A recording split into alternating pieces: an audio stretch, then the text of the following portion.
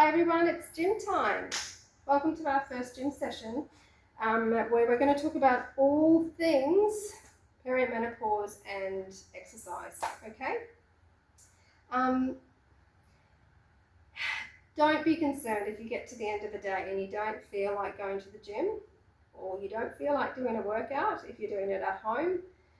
That's completely normal, and half of the time I actually would recommend that instead of putting your gym clothes on and doing that workout, you lie on the couch, you put your legs up, okay?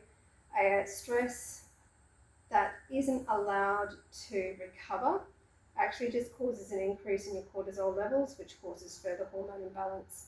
So having a rest and then maybe a short workout or a rest and some self-care, eat properly to mitigate the fact that you're not doing a workout, that is going to be better for you in that particular circumstance when you've got a lot of stress from a stressful day and you're just really fatigued. On the other days, get into your gym clothes.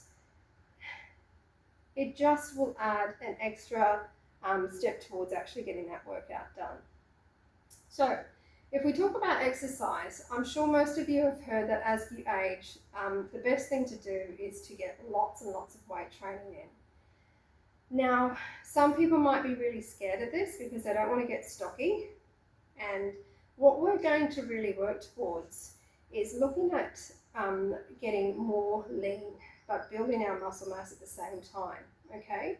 So that's just going to be very specific exercises combined with some aerobic exercise, as well as I mentioned that we're just going to make sure that we sort of get that lymphatic drainage out so we reduce that fluid retention.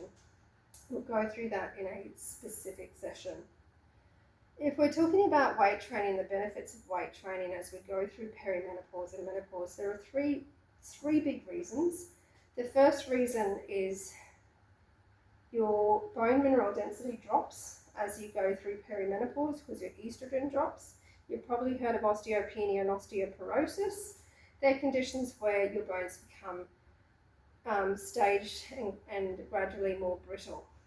The things that can help prevent that from occurring or from progressing if you already have it are making sure you get vitamin D, calcium, and that you also get weight training into your everyday routine.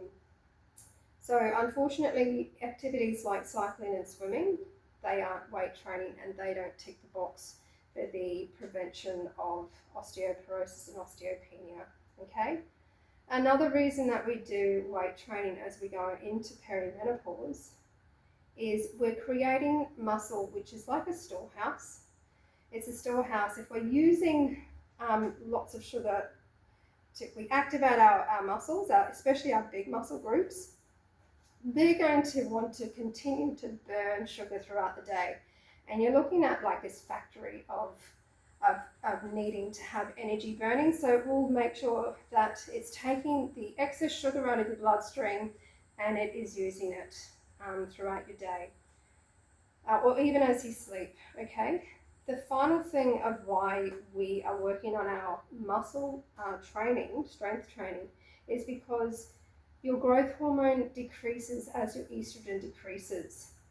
And I mentioned this with the sleep session I did last night. And when you have reduced growth hormone, you will have as a byproduct of that reduced muscle mass and increased fat storage. So we're trying to mitigate that as well, okay? So moving on to the exercises. Okay, I've got a treadmill here, and I use the treadmill for a lower, a lower resistance, but also a lower intensity workout.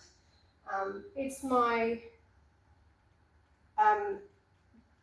workout for when I really want to just de-stress at the end of the day, because I put headphones on, I've got my phone, and I'll watch something while I walk at different intervals, at different speeds, and at also different gradients. So it's important, if you know, to just make sure that you're still adding a component of strength training, and that's when you get your inclination, so that you're still doing, like climbing a hill, there's still a little bit of weight training in there, but you're getting your day of still getting out, letting your body almost have a bit of recovery phase because it's actually enjoying what it's doing. Okay, I'll probably do that 2 times a week, between 3 and 5K.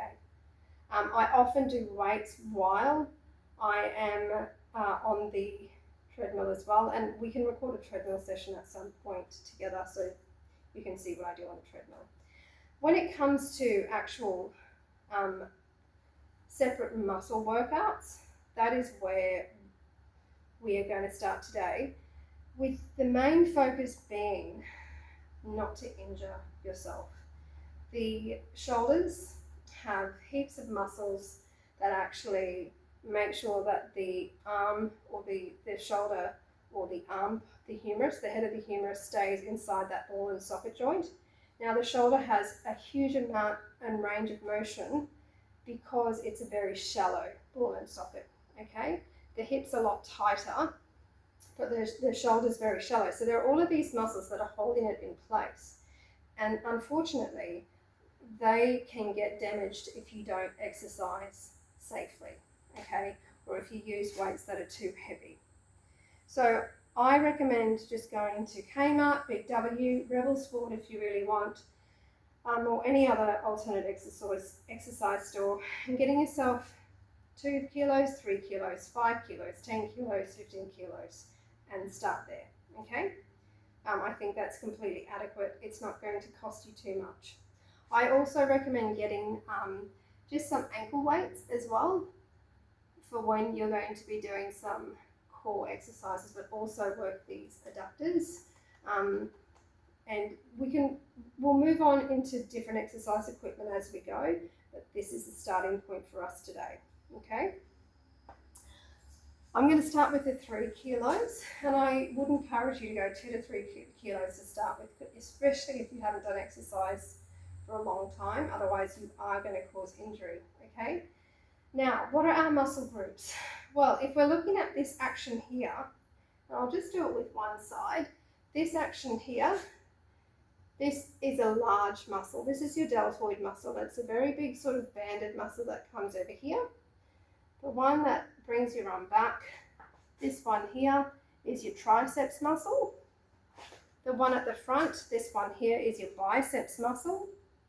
And then you've got a lot of muscles, sort of there's a group of what we call flexors, and then there's the extensors. Okay, so they're the upper limb muscle groups that we look at working. You do have some back muscles as well if you're going to be doing those sorts of exercises. I think we'll have a session on our back muscles, and that's really important that we do that because we talked about the measurement of your bust and your sort of chest measurement. We're looking at reducing that as one of our goals. So we are going to focus on our pectoral muscles as well as our upper back muscles in sessions as well. Looking at our leg muscles, you've got your quadriceps, your hamstrings, your calf muscle or the big gastrocnemius muscle there. You've got some shin muscles or perineal muscles here, and it's really important that you work the front and the back muscles if you want leanness, okay? If you're just working the big muscles in one area, you end up with a stocky look. So we need to be working front, back, inside and outside, okay? If we want to get a lean outcome while also increasing that muscle mass. So I think it's time to move into our next video and do our first workout. So see you soon.